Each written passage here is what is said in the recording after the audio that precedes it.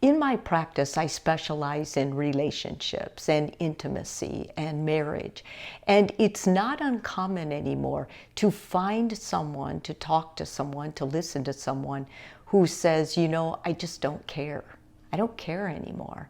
I've just kind of given up. I'm overwhelmed. It doesn't matter anymore. Now, there are mental states that can actually cause this or underlie it. And many of those are kind of scary. But I want to tell you first what it is. It's recognized as a mental state. And one of them is apathy. And that's when you're just indifferent. When apathy comes up in a relationship, it's very dangerous because it is the opposite of love. Many people think the opposite is hate, but it's not. It's just apathy. You're indifferent. You just don't care. And the other mental state is anhedonia. And anhedonia is when you just don't have feeling, you just don't feel it anymore. And that one is more linked to like aging, degenerative diseases like Alzheimer's or vascular dementia or things like that. But sometimes if you have a severe anxiety disorder, you also can have that. And bipolar disease oftentimes presents with just not caring. Some types of manic depressive present that way. There's many, but you won't know for sure until you get evaluated.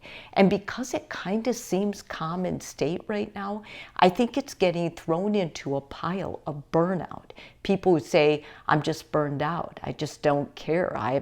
Just don't have any skin in the game. It doesn't matter. When you get to that point, that should send a red flag, or at least a pink flag that something's going on. And I would encourage you to go to your doctor. Start out with your medical doctor, because sometimes when you have a health-related link, it can actually contribute to this, and it can wear you down so that after a while, you'll get to the state of not caring. All you want is to be left alone, to withdraw, to be on yourself. But it also can be a classic sign of depression or anxiety, intense anxiety, where you just want to get under the covers and cover your head. Both of these should start by getting a full physical exam and then going on to getting treatment with a mental health professional. But there are things you can do too, and I think practicing these things, making yourself do these things, is going to help you start caring again.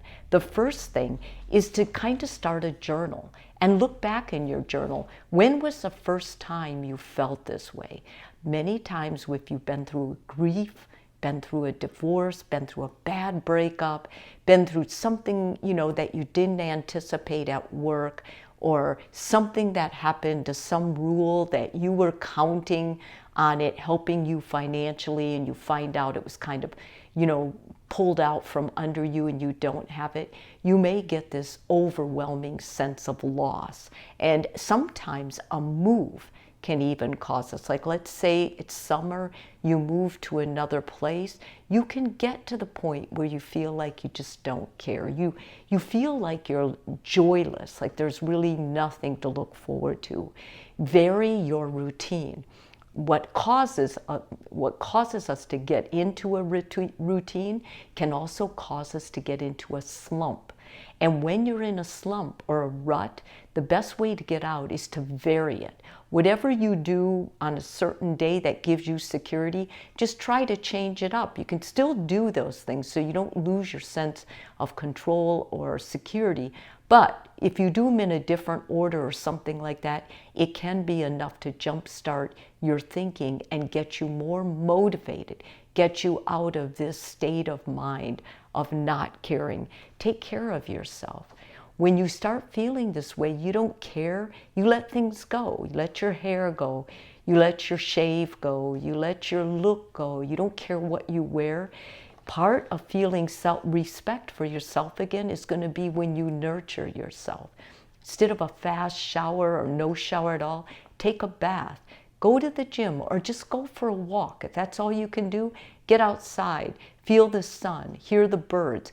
Even if you're outside and it's uncomfortably hot, you're going to do better for that 10 minutes just being out there than you would if you just sit inside watching TV, scrolling through social media. I promise you, this is going to make you feel better. Take small steps. You know, it doesn't have to be that on day one you try to change all these things. You're going to feel more overwhelmed, more exhausted, more sure that you don't care. So just take one little thing, write it down. Tomorrow I'm going to try this, and then follow through and do it. You're going to be able to start gaining that self-respect, little bit of confidence, you know, 1 week at a time. That's what you're up for. When you get feeling this way, it's dangerous, because what happens is when you give up, when you don't care, you also start losing sight of what's around you. You start feeling less and less that anybody is connected to you, that when you're withdrawing to that extent, you can really get in a bad way. Practicing mindfulness will help you as well.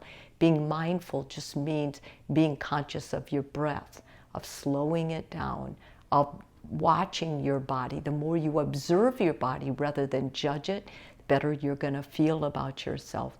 And lastly, find at least 1 or 2 people that you can talk to about this.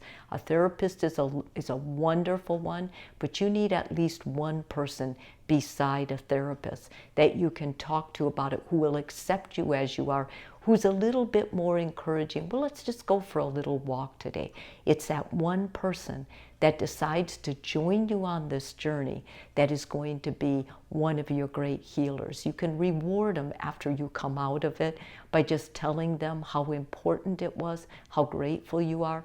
But for right now, the focus is on you and getting back on your feet. If this video is helpful for you, please subscribe. And if you're already a subscriber, thank you so much.